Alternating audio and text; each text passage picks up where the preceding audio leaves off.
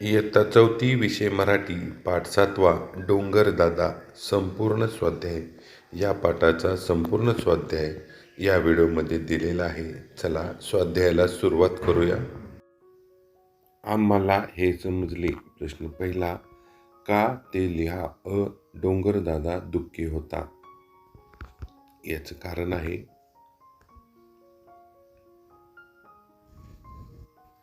कारण तो एकटा होता.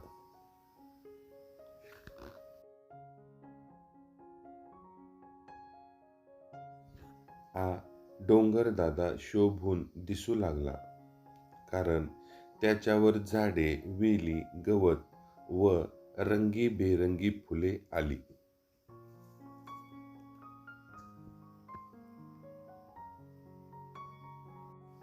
झाडे, वेली, फुले खडबडून जागी झाली, कारण सिंहाने गर्जना केली.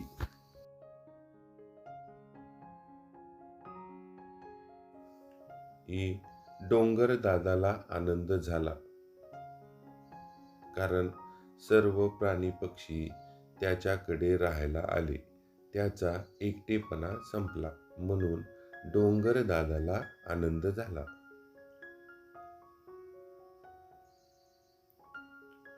कोण ते सांगा. तुरु तुरु धावायला लागलेली हरणे. फांद्यावर झोके घेऊ लागलेली माकडे. ही हातात हात धरून फेर धरू लागलेल्या वेली. ही डोंगरदादाच्या मांडीवर बसलेले रोपटे.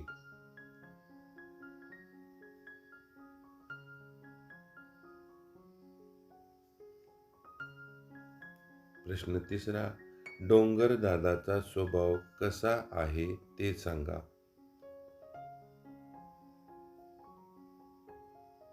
उत्तर, डोंगरदादा प्रेमळ, दयाळू, मायाळू, मदत करणारा व सर्वांना आश्रय देणारा आहे.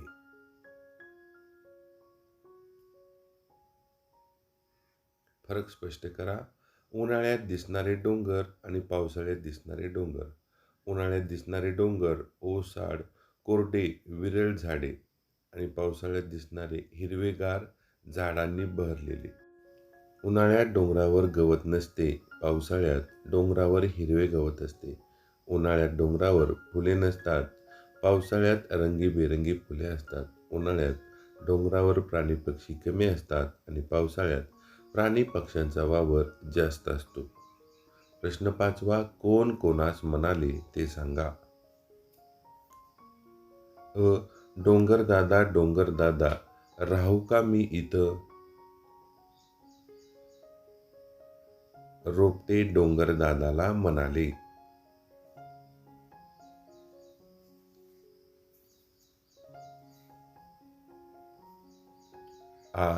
वा वा, रहा की खुशाल.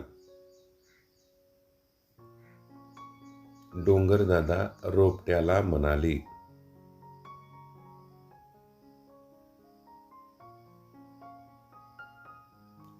ही काय झालं रे बाबा, एवढ्या मोठ्याने असा का ओरडतोस.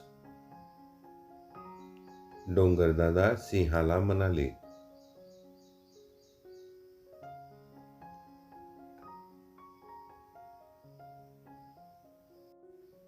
पाहिलं तुमचं रान आणि हरपलं माझं भान. सिंह डोंगरदादाला म्हणाला.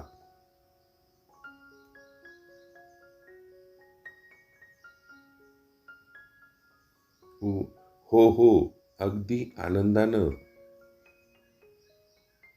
डोंगरदादा सिंहाला म्हणाले.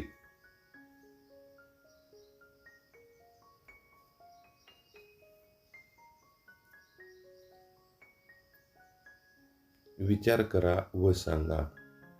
या ठिकाणी 2 प्रश्न दिलेले आहेत. डोंगरदादा नेहमी आनंदी राहावा यासाठी तुम्ही काय कराल. उत्तर, मी झाडे लावीन, त्यांचे संरक्षण करीन, जंगलांची तोड होऊ देणार नाही आणि परिसर स्वच्छ ठेवीन.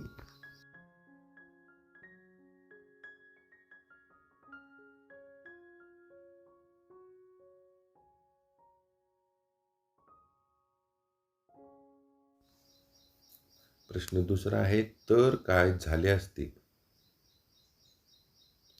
जर डोंगरदादांनी प्राण्यांना आश्रय दिला नसता तर? प्राण्यांना आसरा मिळाला नसता, प्राणी भटकत राहिले असते.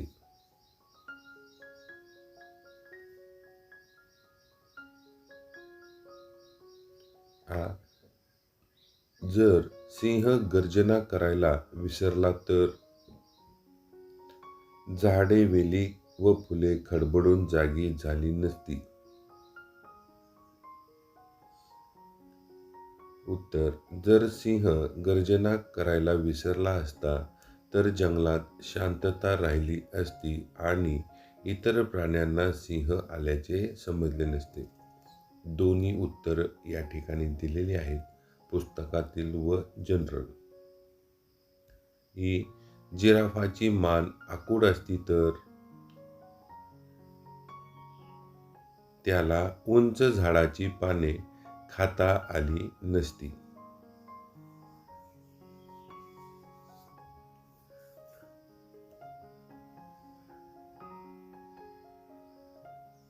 चर्चा करूया. प्रश्न पहिला आहे, डोंगराचे रक्षण करणे आवश्यक का आहे? याविषयी तुमच्या पालकांसोबत चर्चा करा.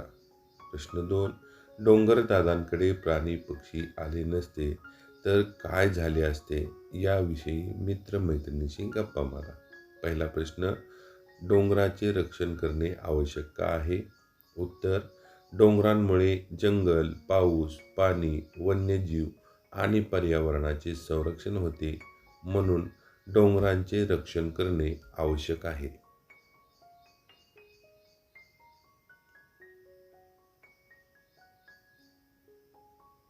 प्रश्न दुसरा आहे, डोंगरदादाकडे प्राणी पक्षी आले नसते तर काय झाले असते?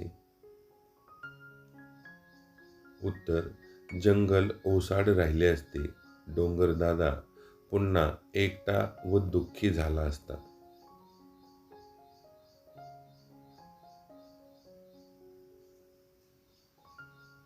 प्रश्न पहिला, या कथेत आलेल्या पात्रांच्या आधारे स्वतःच्या कल्पनेने गोष्ट तयार करा व शीर्षक द्या.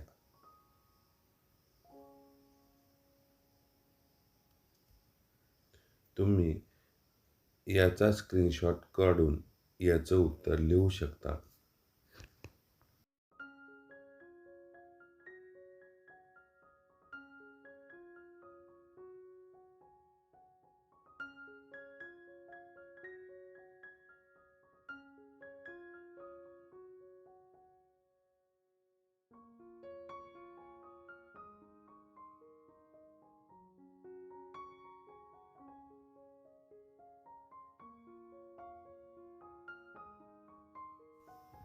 खालील संवाद पूर्ण करा. सिंह, जंगलदादा, खूपच उष्णता वाढली. आम्हाला विश्रांतीसाठी सावली कमी पडत आहे. आता तुम्ही यावर उपाय सांगा.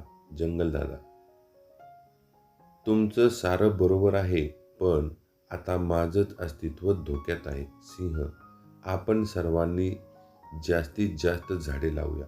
जंगलदादा, झाडे तोडू नका, त्यांचे संरक्षण करा. सिंह, आम्ही सर्व प्राण्यांनाही जंगलाचे महत्त्व सांगू. डोंगर, मला हिरवेगार ठेवण्यासाठी सर्वांनी प्रयत्न करा. सारेजण, आम्ही झाडे लावू, त्यांचे रक्षण करू आणि जंगल वाचवू. खेळूया शब्दांशी. प्रश्न पहिला आहे, रिकाम्या जागी कंसातील योग्य शब्द लिहा. बुटकी, गोड, थंड, सुंदर, दिटुकल्या, दाट, रंगीबेरंगी आणि मधुर. दिटुकल्या वेली, दाट झुडपे, गोड फळे, थंड हवा, रंगीबेरंगी फुले, मधुर मध आणि सुंदर हरणे.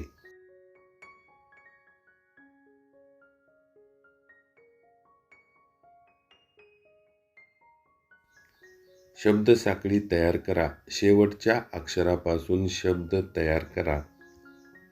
या ठिकाणी पाऊस शेवटचं अक्षर आहे स, त्यापासून तयार झालेला शब्द आहे सम. आता आपण शब्दसाखळी पूर्ण करू. पाऊस, सम, मध, धर आणि रस. दुसरी शब्दसाखळी रंग, गवत, तळे, झाड आणि डोंगर.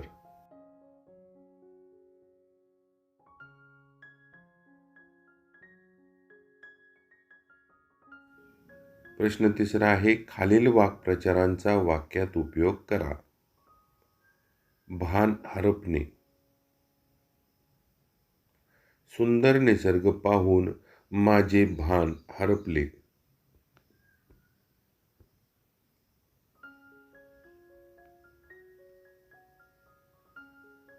आसरा देणे. मोठ्या झाडाने पक्ष्यांना आसरा दिला.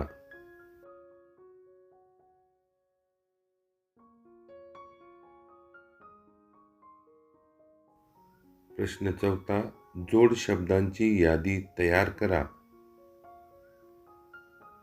झाडे, झुडपे, फुले, फळे, डोंगर, दऱ्या, नदी, नाले, सुख, दुःख, दिवस, रात्र, आई, वडील, भाऊ, बहीण, हात, पाय, मान, सन्मान.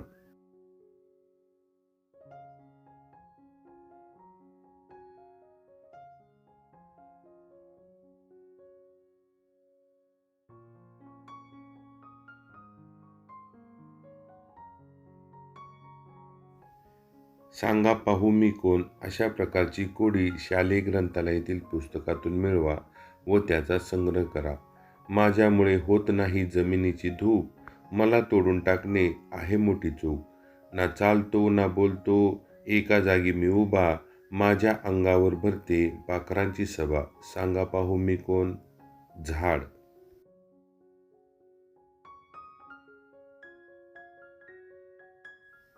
विरामचिन्हाचा उपयोग करा.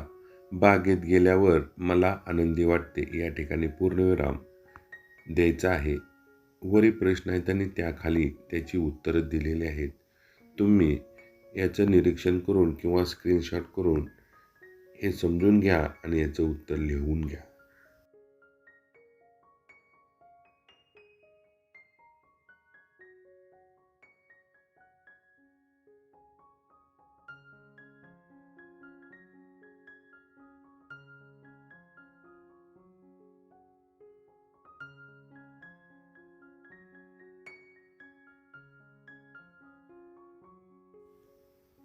खालील वाक्य वाचा व समजून घ्या. आई म्हणाली, आता तू घरी जा. आजोबा म्हणाले, सुवर्णा, या स्पर्धेतही तू सहभागी झाली पाहिजेस.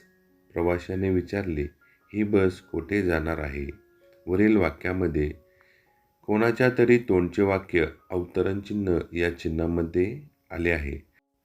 बोलणाऱ्याच्या तोंडचे शब्द दाखवण्याकरिता वापरल्या जाणाऱ्या या चिन्हाला दुहेरी अवतरण चिन्ह म्हणतात. या ठिकाणी हा जोक आहे. गुरुजी, असे काय आहे की ते खूप जोरदार वाजते पण आवाज मात्र काहीच येत नाही. सगळी मुले विचारात पडतात. चिंटू, गुरुजी, थंडी. हा हा हा.